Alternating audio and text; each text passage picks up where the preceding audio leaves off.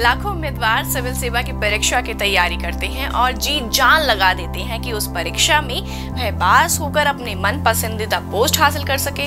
लेकिन कई बार देखा गया है कि उम्मीदवार पढ़ी हुई चीजों को तो भूल ही जाते हैं, लेकिन परीक्षा में क्या लिखना है और कैसे लिखना है यह उन्हें ज्ञात ही नहीं होता। अक्सर उम्मीदवारों को यह पता ही नहीं होता कि परीक्षा में कितने सवालों का सही उत्तर लिखने मात्र से ही उनके अंक बेहतर आ सकते हैं।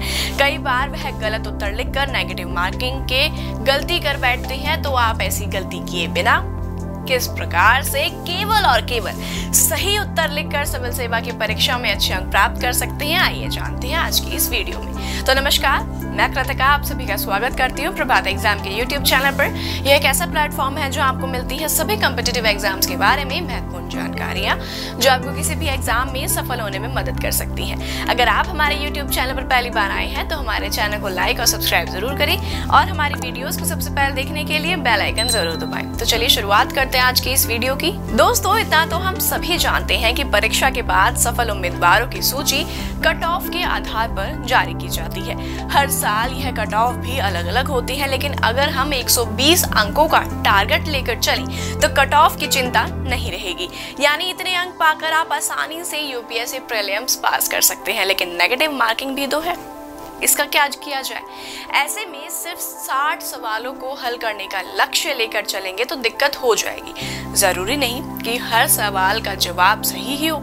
तो फिर सवाल यह आता है कि हमें कितने सवालों के सही जवाब देने चाहिए और कितने हल करने चाहिए। तो दोस्तों, अभ्यर्थियों को लक्ष्य रखना चाहिए कि वह 100 में से कम 70 सवालों के सही जवाब जरूर दे।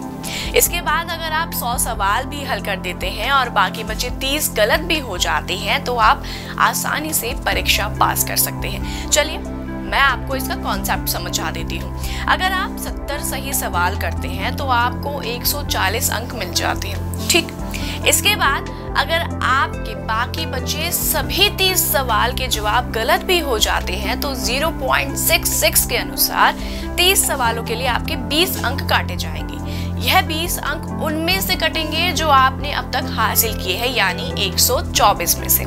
इस अनुसार 124 - 20 = 120 और आपको आसानी से परीक्षा पास करने के लिए 120 का ही लक्ष्य रखना होता है। तो बता दें कि बीते 2 साल से यूपीएससी प्रीलिम्स का कट ऑफ 100 के आसपास ही रहा है। तो अगर आप इस अनुसार अपनी तैयारी करेंगे तो आपको परीक्षा पास करने में कोई नहीं रोक सकता। साथ ही दोस्तों, विषयों की अच्छी समझ भी सिविल सेवा की परीक्षा के लिए बेहद जरूरी है।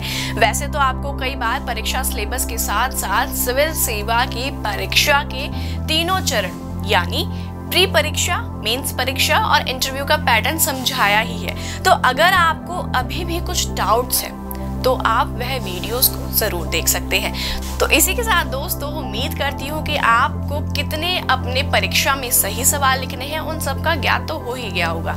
इसी के साथ अगर आप भी यूपीएससी की तैयारी कर रहे हैं तो प्रभात प्रकाशन लेकर आए हैं आपके लिए कुछ चुनिंदा किताबें, जैसे ऑल अबाउट यूपीएससी एग्जाम, मुझे बनना है UPSC topper, government of Indian welfare scheme, 60 successful IAS officers की प्रेरक कहानियां और मनीष रंजन की ढेरों किताबें, जिनमें आपको मिलेंगे प्रीवियस ईयर्स के सॉल्व क्वेश्चन पेपर्स। अगर आप उन सभी किताबों को मंगवाना चाहते हैं तो आप उन्हें स्क्रीन पर दिए गए नंबर पर संपर्क करके आप उन्हें ऑर्डर कर सकते हैं। तो उम्मीद है आपसे फिर मुलाकात होगी प्रभात एग्जाम के YouTube चैनल पर। तब तक के लिए नमस्कार। यूपीएससी की परीक्षा में बेटर मार्क्स लाने के लिए जरूर पढ़ें प्रभात प्रकाशन के प्रभात एग्जाम द्वारा प्रकाशित पुस्तक UPSC 27 Years Civil Services Preliminary Exams 2022।